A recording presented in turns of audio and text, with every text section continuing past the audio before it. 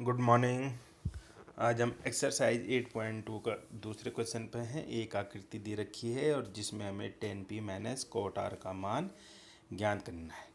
तो आकृति देखें, हमारे पास जो आकृति है PQR के रूप में है, जहाँ Q का मान समकोण है, Q कोण जो है वो 90 अंश का है और हमारे पास जो इसकी भुजाएं दे रखी हैं, कर्ण दे रखा है 13 सेंटीमीटर और एक अन्य भुजा दे रखी है 12 सेंटीमीटर। और जो अननोन है, जो हमें भुजा ज्ञात करनी है, वो है क्यू आर।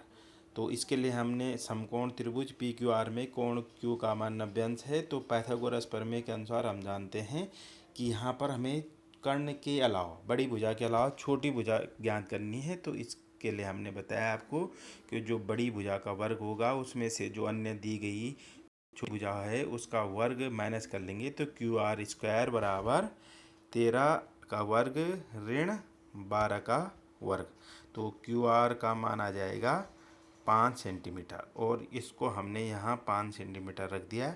अब हमने त्रिभुज पी क्यू आर की सभी भुजाएं ज्ञात कर ली और फिर अब यहाँ तक अगर हमने कर लिया तो क्वेश्चन बहुत आसान हो जाएगा।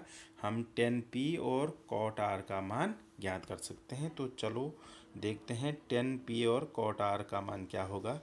इसके लिए हमने जो शॉर्टकट हमने आपको बताया था लाल बटेका का, उसको एक कोने में हमने ज़रूर लिख देना है।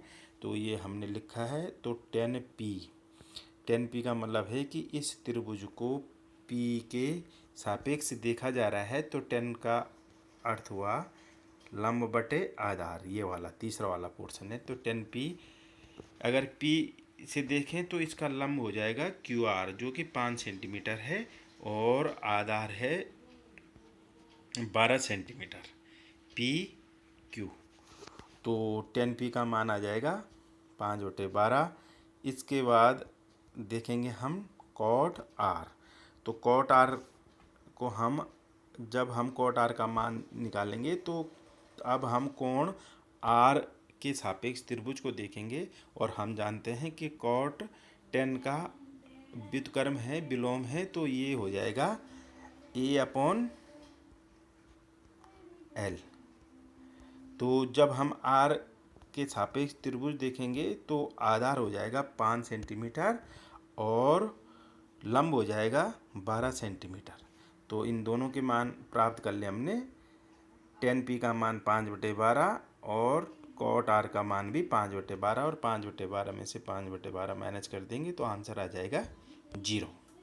तो इस तरीके के जो क्वेश्चन आएंगे आपके पास, एक तो आपने तीसरी भुजा निकालनी होगी समकोण त्रिभुज की और उसके बाद आपने उसके जो त्रिकोणमितीय अनुपात हैं वो निकालने हैं। और त्रिकोणमितीय अनुपात में आपको ध्यान रखना है कि किस न्यूनकोण के सापेक्ष आप त्रिभुज को देख रहे हैं, यही महत्वपूर्ण है। अब चलते हैं हम क्वेश्चन नंबर 3 पे। तो क्वेश्चन नंबर 3 है कि साइन ए बराबर 3/4 तो कॉस ए और टेन ए का मान ज्ञात परिकलित कीजिए।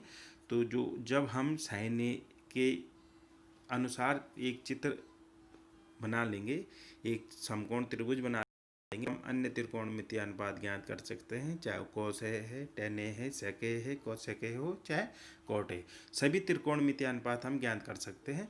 तो इसके लिए भी हमने जो ट्रिक बताई है वो हमने लिख दी है लाल बटे काका। और जब हमें पता है कि साइन ए का मान दिया गया है तो हम जान रहे हैं कि L/K का मान हमें मालूम है, लंब बटे कर्ण। तो साइन ए बराबर लंब बटे कर्ण। और इसका जब हमने इसकी तुलना की तो लंब की जगह 3 और कर्ण की जगह 4। तो जब हमने एक समकोण त्रिभुज बनाया,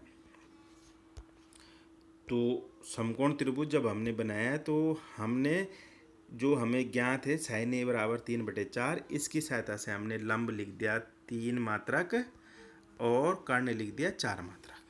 और जब हमने 3 और 4 ये लिख दिए हैं तो फिर हमें जो अननोन साइड है ए बी, इसका मान निकालना है। तो हम जान रहे हैं कि जब त्रिभुज ए बी सी में कोण बी का मान 90 अंश होगा तो जो ए बी भुजा है, ए बी भुजा का वर्ग होगा वो बड़ी भुजा में से छोटी भुजा का वर्ग माइनस कर लेंगे। तो ये हो जाएगा 4 का वर्ग ऋण 3 का वर्ग और ए बी स्क्वायर बराबर 16 ऋण 9 और ए बी स्क्वायर बराबर 7। ए बी का मान आ जाएगा √7 मात्रक। और जब हमने ए बी का मान √7 मात्रक निकाल लिया है, तो इसको हमने ए बी के स्थान पर रख दिया है। जब हमने इसे ए बी के स्थान पर रख दिया है तो फिर हम आसानी से cos A का मान, tan A का मान या अन्य कोई भी त्रिकोणमितीय अनुपात होगा उसको ज्ञात कर सकते हैं। तो जब हमने cos A का मान निकालेंगे तो हम फिर इस त्रिभुज को A के सापेक्ष देखेंगे, और cos का मतलब है कि जो हमने ट्रिक अपनाई है उसका दूसरा पार्ट A/K, आधार बटे कर्ण। तो जब A के सापेक्ष दे रहे हैं तो आधार हो जाएगा √7 और कर्ण हमें दिया गया है 4।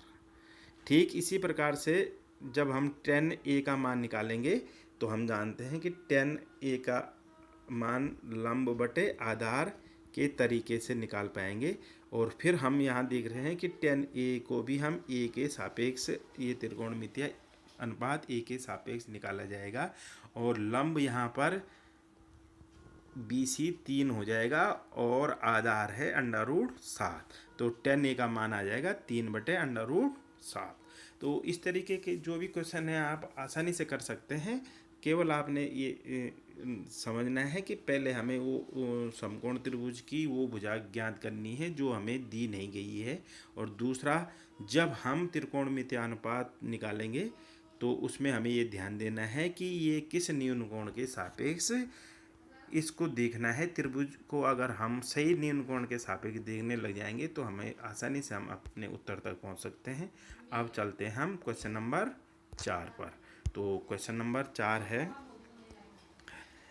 15 cot A बराबर 8, तो sin A और sec A का मान ज्ञात कीजिए। तो सबसे पहले हमने ये 15 cot A को अनुपात के रूप में लिखना है। cot A बराबर 8/15, 15 इसके हर में चला जाएगा, तो cot A का मान हमने निकाल लिया 8/15। और जब हमने 8/15 निकाल लिया है तो हम जानते हैं कि cot A tan A का उल्टा होता है, तो ये tan A का जो मान हो जाएगा वो हो L/A। लेकिन जब हम cot A की बात करेंगे तो ये मान हो जाएगा इसका उल्टा, ये तीसरे का व्युत्क्रम निकाल लेंगे तो A/L। और हम जब 8/15 को A/L की तुलना करेंगे तो आधार का मान हो जाएगा 8 और लंब का मान हो जाएगा 15। और इसकी सहायता से जब हमने त्रिभुज की रचना की तो हमने आधार लिख दिया 8 और लंब लिख दिया 15।